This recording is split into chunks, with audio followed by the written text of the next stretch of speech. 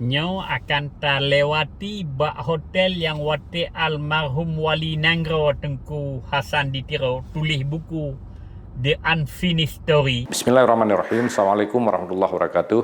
Syederalun, kota New York, Amerika Serikat punya kenangan khusus bagi deklarator Gerakan Aceh Merdeka atau GAM Tengku Hasan Muhammad di Tiro. Karena di kota inilah Sang Wali Nanggro menulis banyak catatannya tentang Aceh.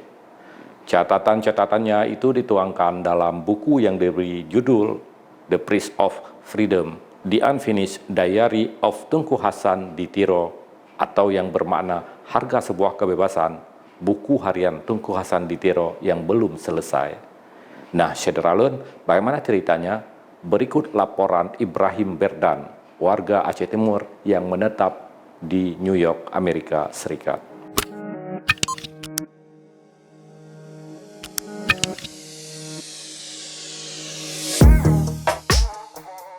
Nyo akan terlewati bak hotel yang wate almarhum Wali Nanggro Tengku Hasan di Tiro tulis buku The Unfinished Story.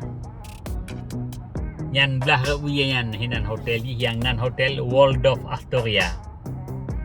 Paling kurang mungkin dong si ada hinan tu tak ingat dan tak kalen tentang kenangan masa almarhum Wali Nanggro.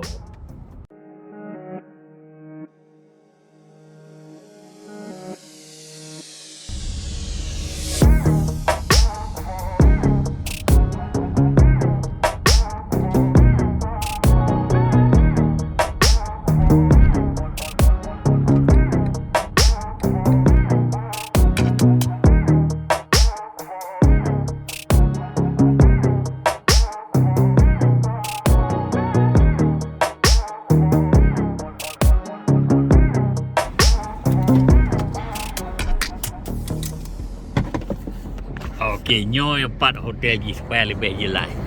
Yang nan hotel di Waldorf Astoria Hotel. Ini hotel tempat sejumlah presiden dunia wate United Nations pertemuan PBB nyo kehino awak nyo termasuk Obama. Bak hotel tingkat le hinan beliau Obama Soeharto hino PAC bak hotel nyo. Ini hotel nyo kadiblo le urang Nanggro Cina. Kita serap pintu nangkau likut Toki tempat lun kerja di Nuklo hotelnya sabuh $1.5 bilion dengan selesai hotelnya madu 2.5 bilion.